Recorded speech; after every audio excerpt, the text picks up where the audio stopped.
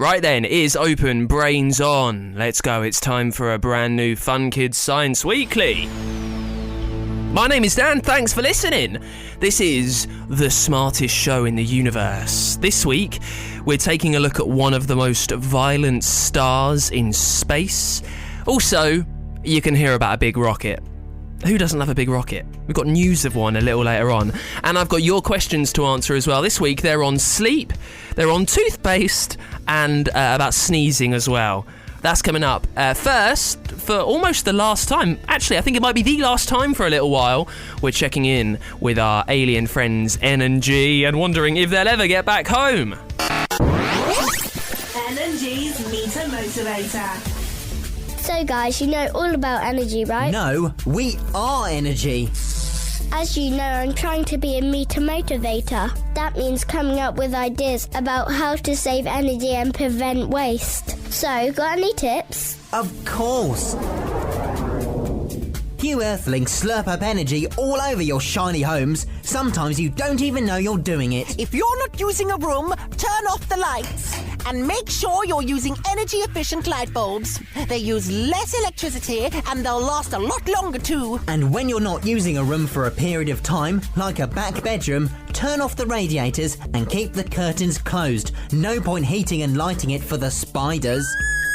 In fact, closing the curtains is a really good way to keep the heat on the inside. If you haven't got curtains, maybe get some, or make some. Keeping clean is super important. Just think about the energy you use. Have a shower, not a bath. It uses a lot less energy and water. You can even time yourself to reduce your usage even more. Can you wash from head to foot in under 4 minutes? Give it a try. But don't forget to wash behind your ears and check your washing machine to see if it has shorter, cooler cycles. Modern washing liquids work well at lower temperatures, and unless things are really mucky, they won't need washing for hours. And the top tip of all, watch your smart meter energy display. Keep an eye on what you're spending on gas and electricity as you go along.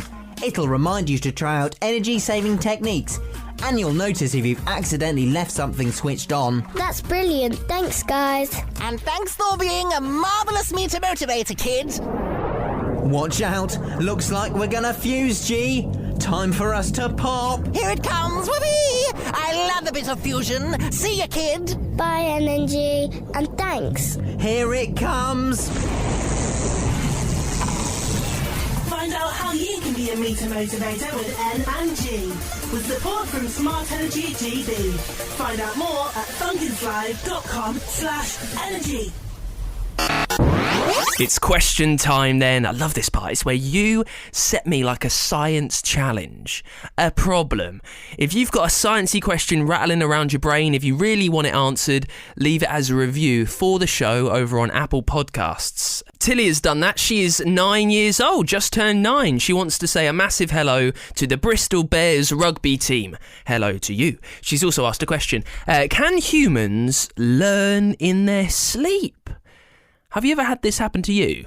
Listening to a podcast or a story or something and you fall asleep and you can kind of remember what's happened? Well, that is a thing. It's not your mind playing tricks on you. Studies have found that a really basic type of learning called conditioning can happen during sleep. Because our brain, it never completely switches off. It's always on at some level. It can remember like really basic things, really simple basic things. It can remember that because it's kind of aware, but it takes you a while to figure it out. It's only really basic things at the moment, we think. Maybe playing we're not playing full instruments, but a little bit of instruments, maybe a little bit of language stuff as well.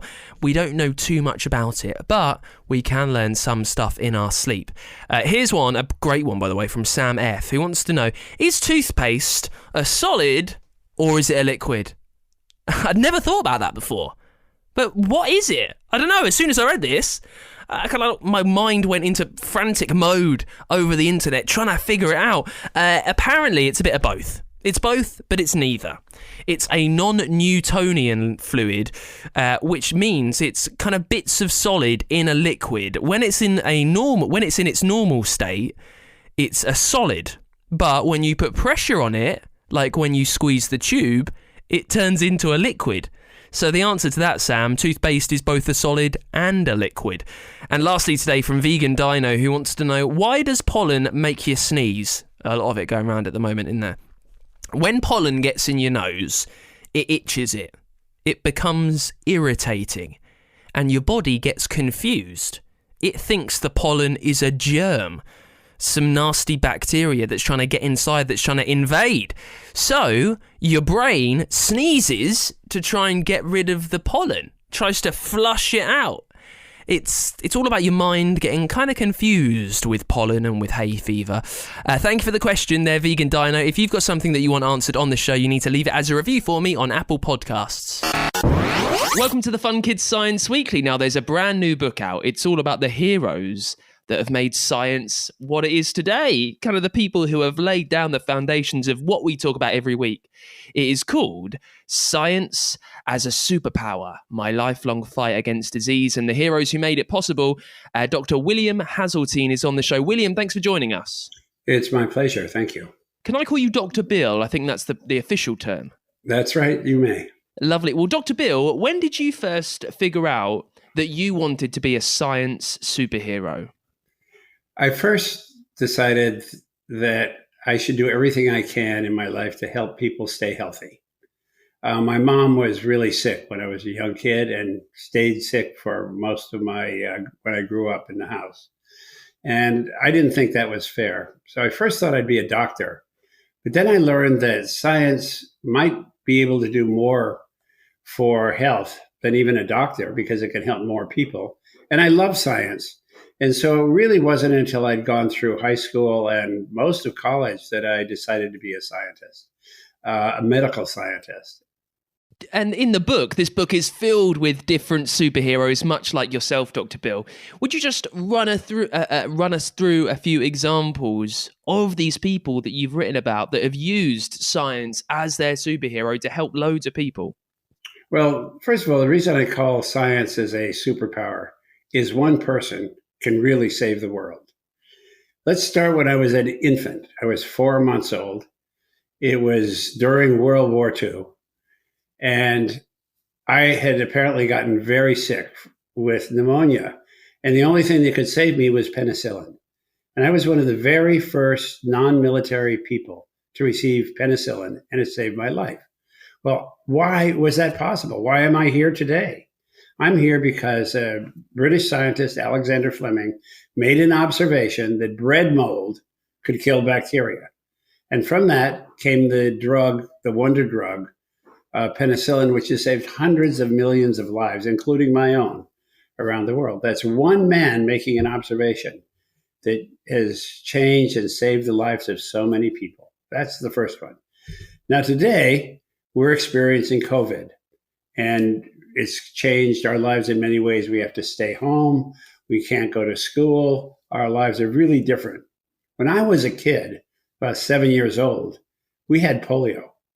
And in the summertime, when it was hot, and I grew up in the desert, California desert, I couldn't go to the swimming pool. I couldn't go into the movie theaters where it was cool. I couldn't hang out with my friends because of polio. That changed when two men, the man who discovered the polio virus and the man who first discovered the polio vaccine, changed everybody's lives. In most parts of the world, there's no polio anymore, and we may be able to eradicate it from the world. That's a disease that's so old you can see pictures of polio victims in Egyptian pyramids. So that's how old the disease is. And two men, one who found the virus, one who made the vaccine, changed the world. Those are true superheroes. And there are many more that I talk about in my book. I'd just like to ask you a question about the polio. As you said, that you weren't allowed to do a lot just because people were at risk of being at risk of that. And here in the UK at the moment, and it will be the same for many people all around the world, we're at the point with the coronavirus pandemic where we're wondering, how is this going to end? So many people here in the UK have had the vaccine. We still can't do as much as we'd like. How much do you remember, Dr. Bill, about how the world became normal again after polio? Well, it became normal because almost everybody took the vaccine.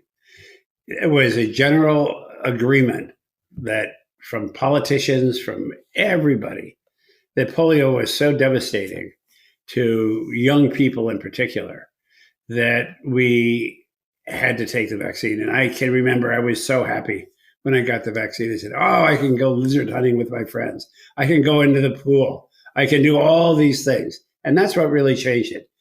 It's a little bit different today when there's some controversy. People are uncertain about, is the vaccine safe or not? We were so desperate after a number of years of being threatened by polio that we were just happy to have it. And it did end. It just, boom, our life got back to normal. And I can tell you, we were so happy that happened. And again, it's superheroes that made that possible. You write about so much in the book, not just real life human superheroes. I mean, there's talk about lasers in there. There's talk about flies in there. There's talk about Mars in there. What did you particularly enjoy writing about and learning and researching for this story, Dr. Bill? Well, there are a couple of things. First of all, it helped me remember all the people that helped me on the way. I was so lucky that first of all, everybody thought science was a very important thing because we were in a Cold War with Russia. And we thought that they might be ahead of us in science. And if they got ahead of us, that would be bad.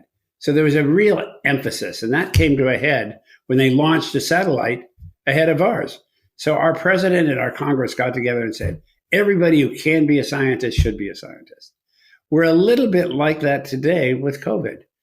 We know that the way out of COVID is science. And the way life is going to get back to normal is science. It's vaccines and drugs that are going to save us. And so again, that I enjoyed remembering. I also enjoyed the fact that every door opened for me because the society wanted to help scientists. And that's happening again. There's a huge amount of money. So I went to university for free, which in America is a big deal. For your students, it would cost you your parents about 30 to 35,000 pounds a year in the United States to go to university. I got it for free.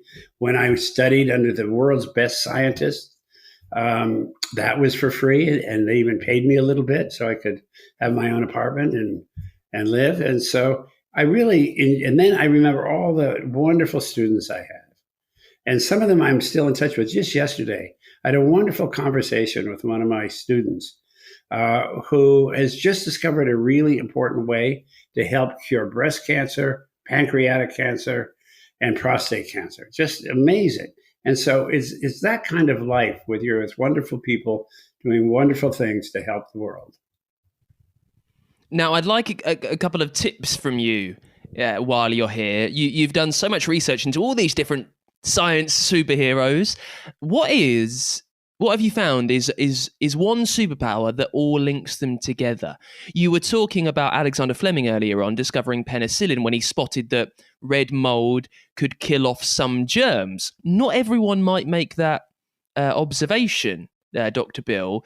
Is there something that you've learned through looking at all of these superheroes that might be consistent for everyone? Maybe something that we could learn ourselves? Yeah, I think it is, and that is to keep asking questions. One thing that I have grandchildren now, and I had my own children, and most young people keep asking why. Sometimes you'll answer and they'll say why, and you give an answer, why that, then why that. That's the root of science. Understand what you want to know and be curious and keep asking why. Just what you do. And when you ask why, then you get the tools, the training, so you can answer those questions. And the most important thing in science is to know what question to ask that the tools that are available can solve. Let me give you one example. The very famous scientist that asked the question, how do we inherit? Why does a tree make another tree just like itself? Why does a person with blue eyes make a person with blue eyes? Inheritance. Nobody had the answer. But two people, Jim Watson and Francis Crick, thought they could find that answer with the new tools that had just become available. And they did. And our world has changed because now we understand something we never understood before. I know the person who figured out how trees take carbon dioxide from the air and turn it into something as solid as a tree trunk. That comes from the air. I knew the man who figured that out. And there's so many men and women who've done so much wonderful work. For example, the vaccines that are now being used, the best vaccines for COVID, there was a woman from Hungary who came to the United States who for years worked on this idea people thought was crazy. She kept saying, why won't this work? Eventually it did. And now we're all a lot more safe. Right at the start of our chat, Dr. Bill, you said one of the reasons why you wanted to be a science superhero is you wanted to make many, many people healthy. In your time being a scientist, being a doctor, how much have you learned about what we can do to try and stay healthy ourselves? Just something small that maybe we can take away from this chat. I would say learn to love exercise and do it all your life. Stay fit, stay in shape, and no matter whether you've got a broken leg or whether you're feeling bad, try to get some exercise in, because that's the one thing we can all do no matter where we are. Even if you're in your room, you can lift your books, you can do sit-ups, you can do something. Stay healthy. To stay fit, stay healthy. Amazing. The brand new book is Science as a Superhero. It's by Dr. William Haseltine. Thanks so much for joining us, Dr. Bill. Now for this week's Dangerous Dan, we're headed into space. Pulsars are some of the most violent stars in the universe. Now a pulsar can be up to 20 miles big. They're about the size of a city, and they hold more stuff inside them than the sun. There's more matter in there. It's got a bigger mass. Now, NASA says it's got so much stuff in it that, get your head around this, a sugar-cubed chunk of a pulsar, if you took a spoonful, it would be as heavy as Mount Everest. Now, that is mind-blowing. You might need to skip back 15 seconds to try and listen to that again. NASA says it's got so much matter in a pulsar, so much stuff, you could take a sugar-cubed part of it, a little chunk, and it would be as heavy as Mount Everest. Now, pulsars, they're not proper stars, they're what's left over after an actual star explode. And they spin. They spin at thousands of miles an hour, whipping round and round and round and round, and they let out a light too, they shine. But because we see the light when it spins round, and then it goes dark, and then it comes back, and then it goes dark, it looks like it pulses, which is where it gets its name from. And also they fire out deadly blasts of radiation, bursts of energy, X-rays, gamma rays. They can surge through the universe and they can kill a planet. Now here's what's truly mind-blowing. Even though you've just heard all of that about how deadly they are, scientists think that they found other planets orbiting some of those pulsars, and they could have aliens on them. So even though these are the most deadly things in the universe, they might be the key to other life. Now, have you got your tickets yet to come and see Fun Kids Science Weekly live? It's in London on the 27th of August. It's a Friday. It's the bank holiday weekend if you're in the UK. And if you come, we're going to search out some secrets from around the universe. We'll do some experiments. Hopefully we'll see some mind-boggling, maybe even deadly stuff. And we'll have a proper genius there, an absolute science expert. So bring all of the questions. I know you send in questions to me, but think of loads of them. Think of loads, come on down, and you can ask the expert. You can come and see me as well. We'll have high fives, we'll have selfies, all of that lot. And you can get your tickets right now. It's at the Underbelly Festival, which is happening in London at the end of August. To get your tickets, head to funkidslive.com. We're travelling back through time now with the Age of the Dinosaurs. Age of the Dinosaur with Dinosaur Action Magazine, the #1 mag for dino fans. Imagine going back in time, not 100 years or 1,000 years, but millions of years.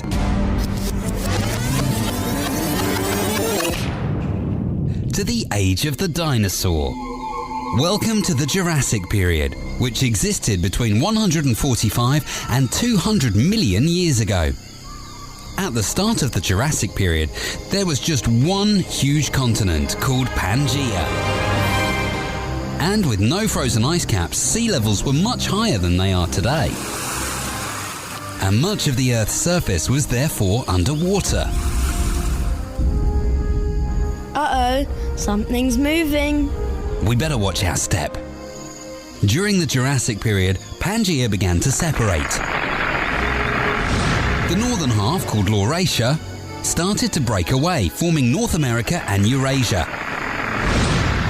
What we otherwise call Europe and Asia, from the southern half, Gondwana, that included Antarctica, Madagascar, India, Australia, Africa and South America. Wow, there's a whole new ocean. Lagoons and massive lakes initially formed in the spaces created by the moving land masses. Eventually, these became the oceans that we know today. The Jurassic period was much hotter than we experience today, with hot and dry deserts in the middle of the land masses, huge sticky swamps along the coast, and vast forests full of giant ferns and tall leafy green conifers in between. And all sorts of dinosaurs were flourishing, like the knobbly armour-covered Scelidosaurus. Scelidosaurus was a dinosaur which lived in early Jurassic times. Like his close relations, the Stegosaurus and Ankylosaurus, he was a herbivore, meaning he only ate vegetation, not other animals. But with his beak like a mouth and bony horns, he would have been pretty scary. Watch out for his tail. He's swinging it this way. Phew, that was close. Obviously they aren't around today, but fossilised skeletons of Scelidosaurus found in England have been some of the most complete skeletons ever found, meaning that we know more about Scelidosaurus than many other dinosaurs. Paleontology, pick. Today, there are 7 continents on the Earth. Europe is one, the others are Asia, Africa, North America, South America, Antarctica and Australia. But how do we know that there used to be just one continent? Paleontologists can tell this from fossils and animal life.